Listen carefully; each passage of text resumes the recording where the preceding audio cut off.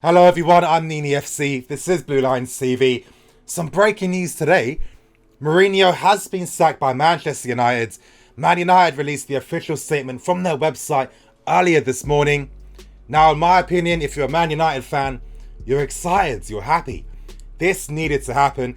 I felt exactly the same when Mourinho left us 3 years ago. He needed to go because with Mourinho, there's repeated patterns behind all the mistakes he constantly keeps making. He's showing no signs of improvement. It's getting the worst out of players over time.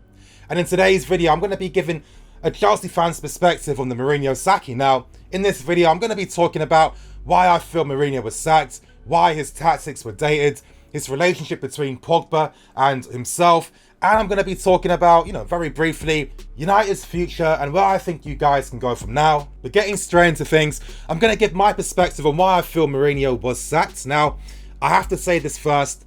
I feel like in football, it's very easy to form very nuanced opinions because all you need to do is look at previous examples in history. And I think this is where football is perfect because, most times if you see something that happened years ago, the pattern repeats itself. I feel like in general, football isn't a very efficient industry. And this is why this inefficiency constantly keeps happening every single time. Now, we can most likely guess the card that the media are going to play today. They're going to look to try and blame Pogba, Lingard or Lukaku or players like that. People will be scapegoated. I feel like the board are going to get a lot of criticism for his sacking. But then that's taken away the responsibility and the agency away from Mourinho because the manner in which he was sacked today, it's been the same manner in which he's been sacked from other clubs as well. When he was sacked at Chelsea, he was sacked on the 17th. 3 years later, he's been sacked a day after he was originally sacked all those years back. And you see those same repeated patterns every single time. Number one, the big issue in my opinion is the outdated, old school defeatist system and tactics that's played.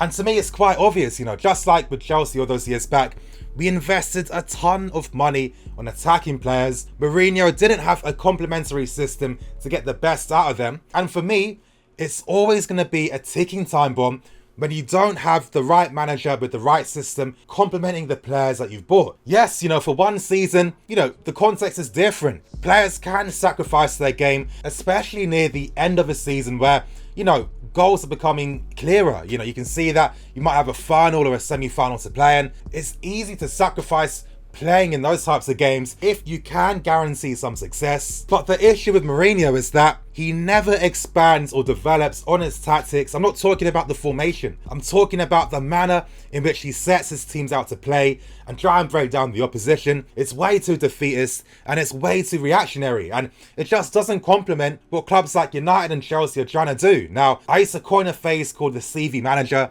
because I personally feel with guys like him and Conte, when they set their teams up, it's not to get the best out of the team or to do it for the fans. It's to do it for the managers because they can boost their CV if they've got a Premier League title or a trophy under their name. And that's effectively how these guys keep getting jobs every single time because clubs will just look back at their trophy records and keep giving these guys new deals. But that short-term approach always comes at the expense of the future. And what constantly happens is that you'll take one small step forward and he'll take 3 big steps back. Now, I'm going to talk about the outdated tactics and system. And honestly, everything you Man United guys have been watching over the past few years is the exact same thing that we saw under Jose Mourinho. I mean, already, number one, fullbacks not booming forwards, making overlapping runs to stretch your play and provide width. Too often, your best players, just like us with Hazard, constantly forced out wide to have to receive the ball. And because there's never any training sessions done in regards to attacking patterns and breaking down teams, there was too much reliance on improvisation. And improvisation just doesn't work. Look at the best counter-attacking teams. There's always a plan in place for how they're going to break teams down on the counter-attack. You never saw that in a Mourinho team. And Mourinho said it himself. He always felt personally, if players are good enough, you shouldn't be coaching them how to break down teams, which is the complete wrong thing to do because football has changed from a tactical point of view. Now, my opinion's always been, back in the day when Mourinho was really making his name and was really causing a massive stir in football, look at the tactical shift back then. Back then, what was really popular was using a 4-2-3-1 with a traditional number 10 and 2 defensive midfielders behind him. Now, with Mourinho's tactics in regards to setting his teams up off the ball. It's natural that that was going to cause these 4-2-3-1 teams a lot of problems tactically, because the number 10s get crowded out. There's no ability to play passes centrally because, of course, your wingers are very wide. The DMs aren't very technical because their main role was to win possession back and be defensive. So when they're tasked to take more responsibility in central areas, they can't provide anything. And it made it easy to then counter-attack against these teams and get success. But with football now, number one, the Premier League is different. The amount of money that's been invested with all these new TV deals means that clubs like West Ham are much better than they've ever been over the past few years. And two, the tactical landscape has changed again. Teams are pressing high. The top teams, that's their best tactic now, is to press high. There's the introduction of players that can play in the half space. Now it's like having two versatile number 10s who play in those areas. And of course, now with every team having fullbacks that bomb forward, and it really helps support the midfield. This is how you control the games. This is how the best teams' midfield players have those passing options in which they can play from. And this is how, when you work it in tandem with managers that work on attacking plays and, counter-attacking plans, this is why there's so much success now for teams that adopt this new style. Now at Chelsea, this has been something we've struggled with for so many years now, because we've had a habit of constantly going for CV managers that will guarantee success to appease the shareholders at the club, and it always came at the expense of the long-term future. And look at us, 3 years without Champions League football this decade isn't good enough. The amount of money we've missed out on European football because we haven't been in the Champions League. A club like Chelsea shouldn't even be there, and I feel a lot of this came down to Jose Mourinho. When Mourinho left Chelsea, he caused more issues than he actually fixed. Number one, a lot of players that were signed under him were surplus the requirements. These guys were on the wage bill, and of course, clubs have a budget for the wage bill. If you want to sign a big player, they're going to cost a ton of money. You need to be able to fit them in the wage bill. If you've got players eating up that space, that's going to affect your chances at signing these big guys, because you've got to get rid of them in time. It caused the players to be disillusioned. It's not the first time that guys like Hazard, or even back then, Courtois and Diego Costa, started questioning their future. They started questioning their future during the years of Mourinho. Of course, he cost clubs a ton of money because you have to pay out his contract when he gets sacked. And the main thing has always been the price you pay financially with Mourinho. Mourinho set us back so much during his time that it forced us to have to be very aware of how much money we spend. This is why it took us so long to sign guys like Sarri, because we're trying to be cost effective every single time due to the amount of money that's been missed out on due to Mourinho's poor reign. But still, with Mourinho as well, the football, the struggle and the pain watching Mourinho play. Number one, I used to hate when we played big teams because our approach was so defeatist and boring. It was ridiculous. It wasn't enjoyable. So many ball draws, so much struggle, and it was the same mistake every single time. And honestly, if you knew nothing about football, and if you never had that frame of reference of seeing your club playing great football under Sir Alex beforehand, you would believe everything that Mourinho spouts in regards to basically implying players aren't good enough. But again, it's that constant contradiction from Jose Mourinho. Number one, the first thing that just enters my head is the fact that if you constantly criticize the team for not having defenders that are good enough, why do you keep playing a system that relies on the defensive abilities of these poor players you don't rate in the first place? Not when you've got Martial, Lukaku, Pogba, Fred, Mata, Lingard, Sanchez. That's not good enough. I'm sorry. That's a bullshit excuse. You can't have all this talent and not have a system that complements them to get the best out of them. I mean, the reason why you guys spent such a fortune on all these players was due to how they were playing for their original clubs beforehand, and when so many of them struggle at the same time. Let's not scapegoat anyone. Let's not pretend it's one player in particular who's the main issue when all of them are struggling at the same time. It tells you immediately it's the manager's fault, and this is why these things are happening. And this leads on to another point, and that's the fact that no players have developed or upped their game under Mourinho. It was the same thing at Chelsea. Now, I remember back in the day when he signed, everyone's reaction was basically, oh wow, Mourinho's here now. Eden Hazard's going to become a much more complete player because now Mourinho's going to add the ability for him to track back and be better defensively. And it just goes to show just how naive and simple-minded our opinions can be at times, I was of the same belief. I'm not trying to pretend I wasn't thinking that. And it's like, how is doing that making you a better player if you're someone like Eden Hazard? And it makes you think, how do players improve? Now, it's a combination of obviously playing together for a long time, having a system that complements them so they can play towards their strengths. And the more times you play towards your strengths, the better you get at completing those tasks. And that's how players improve and get better. And when you've got the training sessions on top of that as well, that's working on the key areas of a player's game to get more consistent at that, then a player becomes whatever he wants. Now, Mourinho just doesn't allow that to happen because, number one, the approach to games is always to react to the opponent.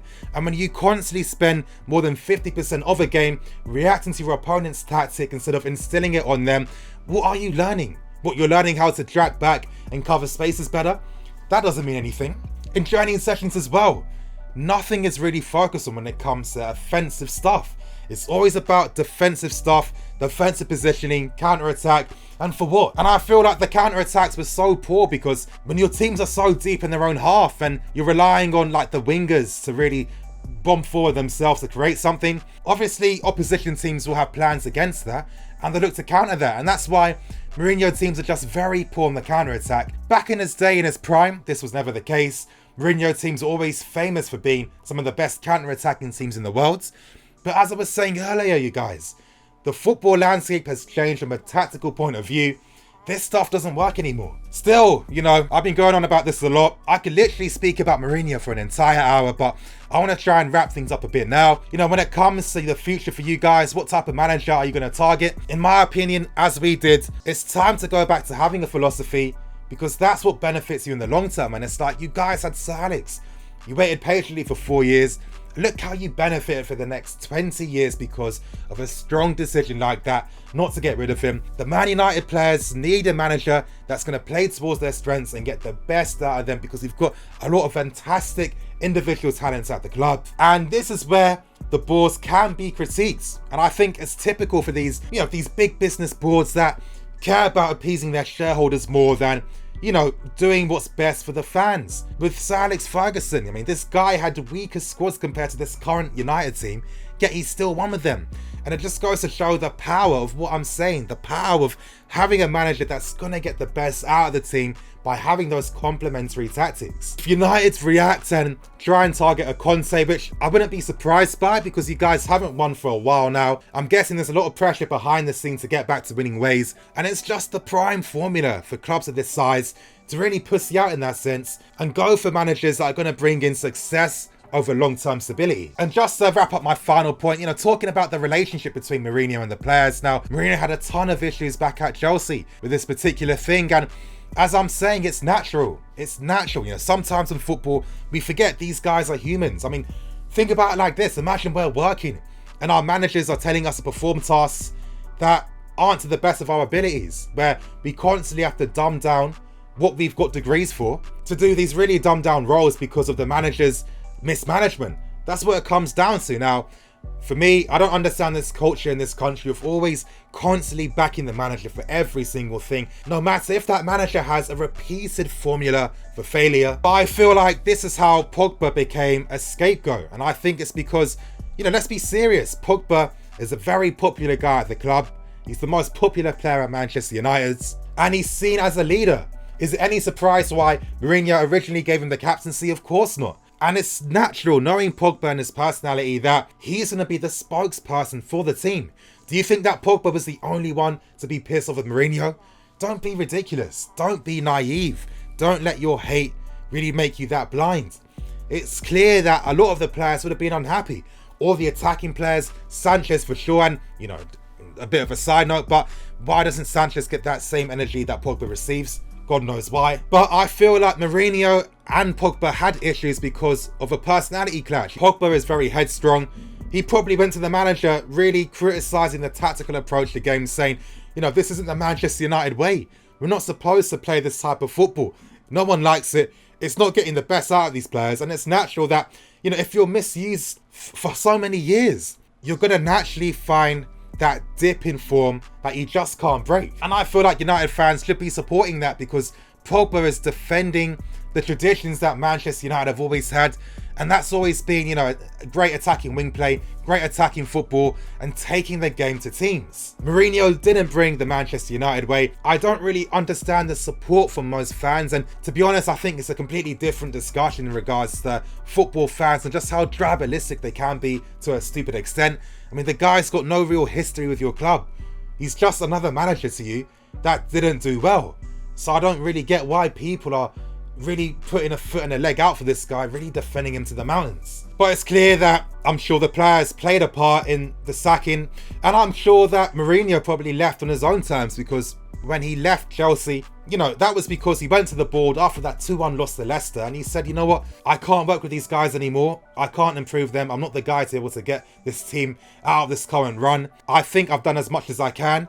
And I'm not going to be surprised that, you know, after that game against Liverpool, it was the exact same thing, because, you know, his sacking came so immediate that I feel that it would have been down to Mourinho taking the agency in his own hands and not the club actually, you know, being confident and sacking him. Still, you guys, you know, it took us a while to really let the ghosts of Mourinho and these CV managers leave our club, but under Sarri now, our future's looking bright. We're looking very good. Honestly, now, if you're a fan, you've got to be hoping that that's the approach your boards are going to take to bring in the right attacking manager that is going to get the best out of your players, because again, they've been misused for so long, told to play against their strengths. And our club, Chelsea, we're a testament to the fact that if you get the manager that brings in the right ideas that complement the players, the sky is the literal limit. Our players used to constantly get criticised for not being good enough. They can't play football, they can't do this, they can't do that. That's because of shit management. Now that guy's left our club, things are looking good now. You have to pray that your board make the right footballing decisions and not the CV decisions. But anyway, that's thoughts and perspective from a Chelsea fan. I'd like to hear your thoughts and opinions below. Do you guys agree? Do you think that we shared a lot of similarities in regards to Mourinho's sacking at Chelsea and at Man United? Let me know below. I'm going to keep it moving. You guys are obviously from the channel. I'm going to be releasing videos today, so stay tuned for that. I'm the NEFC. This is Blue Line CV. Signing out.